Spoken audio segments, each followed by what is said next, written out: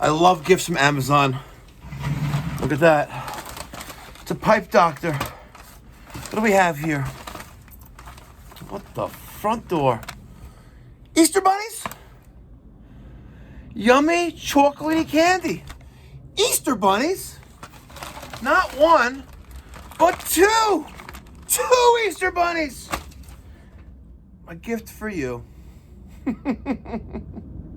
Dear Mike, this is Jeff, our own, from Williamton, North Carolina. Been a while. It sure has, buddy. Love you. Yes, they are for you and Peter Piper. And yes, they are kosher. Let me see if there's an OU on here. There's actually an OU right there. O-U-D. That means it's dairy. The Orthodox Union has sanctioned it. Kosher for dairy. Happy Monday! Let's get going. Hi, Gigi. Are you a good mini golden doodle? Yeah. What's going on, ladies and gentlemen? It's me, Mikey Pipes. Thank you so much for tuning in. In this video, on this service call, we're listening to a dog barking. Sit. Stop it. With Stoli. In this service call, on this video, we have a new client. They got banging sounds coming from the heating system when only the third floor zone turns on and off. Many plumbers have been out there before, and no one has been able to figure out why it is. Let's go figure it out. Yeah. The dog gate. I know. That was a joke. Let's see what's going on here. Oh, that light don't work. Okay. You want to, is it on or off right now on the third floor? The heat's on. Zone valves. You have 4 of them. 2R water heater. That's nothing there. You want to turn the heat on for the third floor? Yeah, upstairs. Yeah, let's see which one it is. So there's resistance there,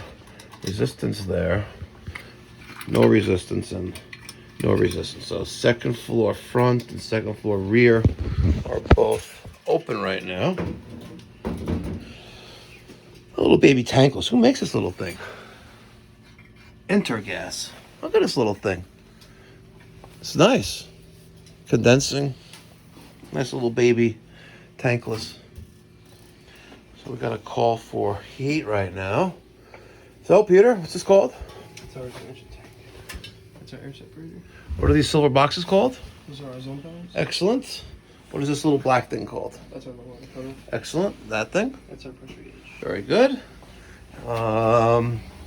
This red thing? That's our circulator. Excellent. Take the front cover off, please. Look at this. It's batting 1,000.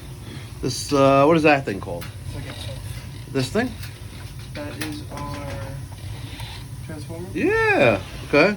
That's our control module. Very good. What is this called?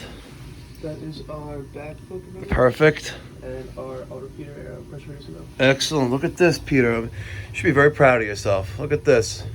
No formal training other than on-the-job training. You've correctly identified every single component of this boiler. Pop quiz. What is this fitting called and what size is it? That is a 1-inch. The heat's on upstairs. A 1-inch sweat 90. Excellent.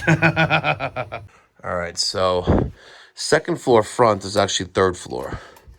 So these are both with resistance, which means they're both closed. They're not getting any power, so they're not open. So you missed it, but first floor front closed first. There was no noise, but when the second floor rear was, see now the thermostat's back on, see? When the second floor rear turned off, we heard a bang in the pipes. And I don't know if we're gonna be able to correct that, but, okay, so when the zone valve is calling, it gets power to a motor, and the motor then pushes a lever into an end switch, a little button inside here. That little end switch is the red wires, which then tell the boiler to turn on. It's basically like an electronic thermostat right here, for simplicity. Right? It's not what it is, but you know, you have power turning on a switch. right? So the power in this case, you know, activates the motor lever moves, and it pushes a little red button. And if I could show you one, I would, but they're pretty on there pretty tight. So now this is with no resistance. This one is still closed. Now, if we turn off the power to the boiler, it should duplicate the sound. So let's turn off the power to the boiler.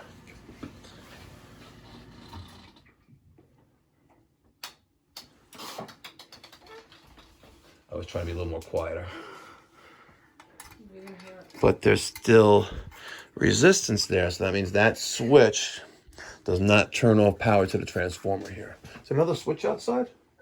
Oh, basement staircase? Yeah. Yeah, I want to turn that one off? Yes.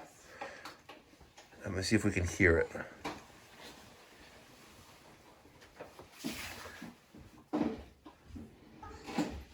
Close the door. I don't want to. Oh. But we're not going to hear it now because the circulator is off. That's right. Turn it back on. Turn that switch back on, please. Okay.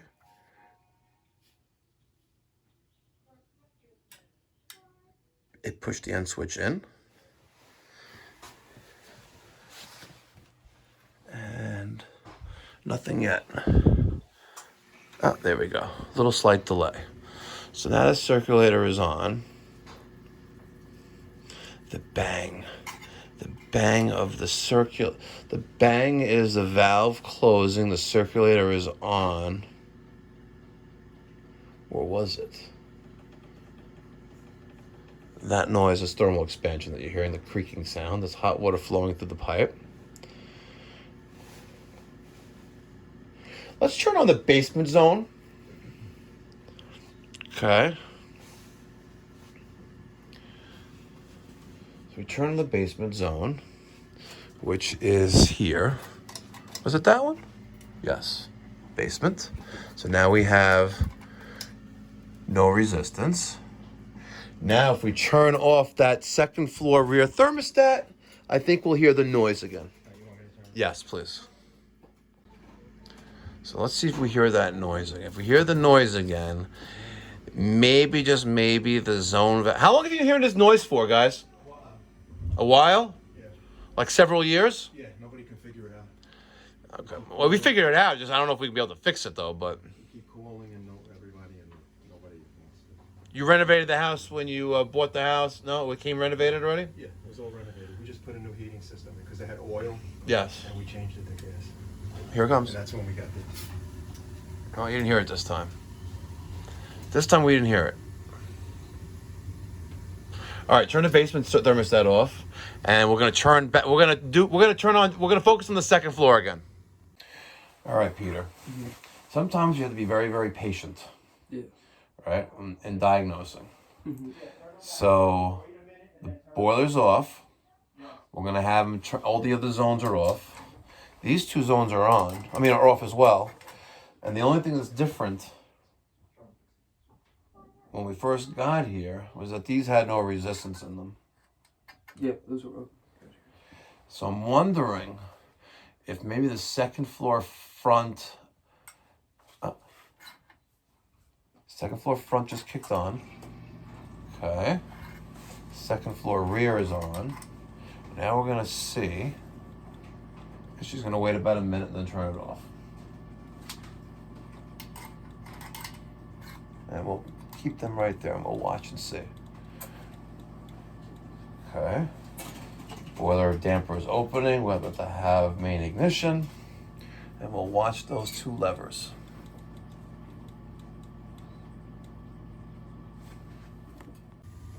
All right. We're waiting for the thermostat to be turned off. Both levers are pushed to the right, as you can see, so we'll see them move. Second, here we go. You hear that little swooshing sound there. All right. So that's off. Yeah, and let's wait for the second. Here it comes. So we're hearing the banging sound. Not really, but very faint. It's a weird noise. Yeah, a lot of weird noises here. All right, so let's take a look at the circulator. There's one circulator for the entire boiler, and right now it's a 3-speed Grunfus. It's set to medium. I'm gonna put that to low, and it doesn't really feel like this is doing anything. Like, seriously.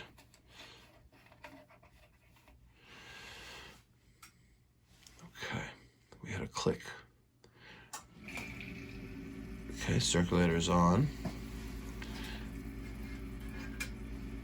We have no resistance, so both zone valves are open, and I think we lowered the circulator speed to low, and we're gonna see if we can duplicate any kind of noise. Right. They had an indirect water heater. We're gonna take this head off and try it here. They're not using it anyway. Let's see if that helps. But in the meantime, I've manually opened basement zone right there. So when this closes, the water's still moving here, you know, with some velocity. So when that closes, that should absorb some of it, kind of like creating a buffer tank. And one observation, we have 1.25 inch pipe coming up, and then they bushed up or bushed down to 1.5 inch here.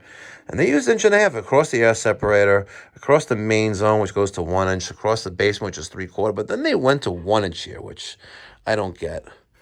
Okay, so there's our no resistance. Our both zone valves are open. That is manually open, so this is going to get water flowing to it when there's a call for heat. But let's see. So got the little swishing sound there, by the way.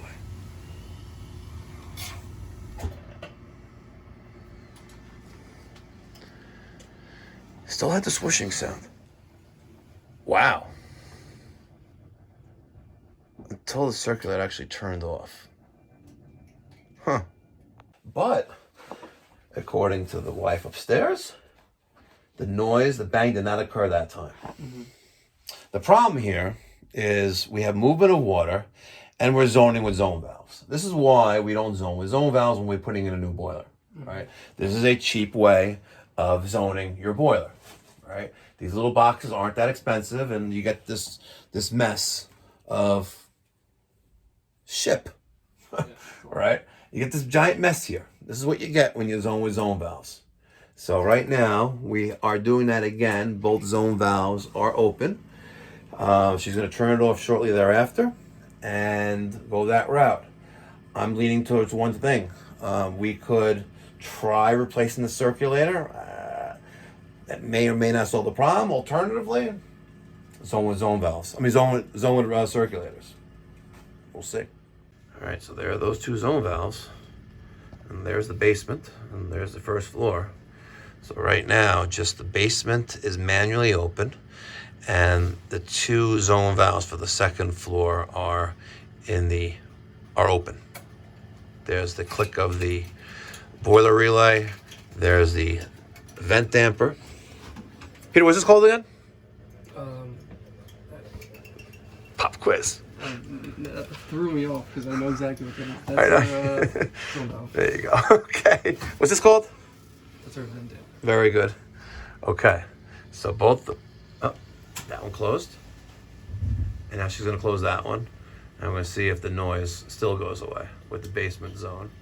There's the other zone. You get the little swishing sound there still. But no banging, unless maybe we heard it this time. Well, she's gonna come down. Okay. There's the chunk of insulation missing. Right there in the back. It's all cracked. And let's see if the back of the boiler is burning up.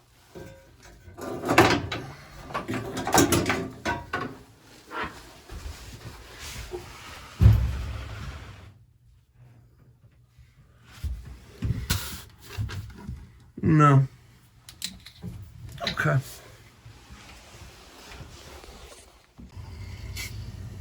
All right, I am now going to show you, and I'll send you a video clip of this, how to manually open a zone valve. Okay. Zone valves too, shot probably. Okay, so see this little lever here? Yeah.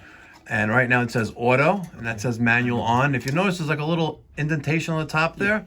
So if I turn this, I'm gonna get some resistance there. I go all the way up like that, and I'm gonna right to there. Okay. There's a spring inside that's gonna want to push that back. I'll try it here again. Let's say I go like that, and I want to get it in there, and then I don't hold it long enough. It's gonna fight. It's gonna fight to go back. So, like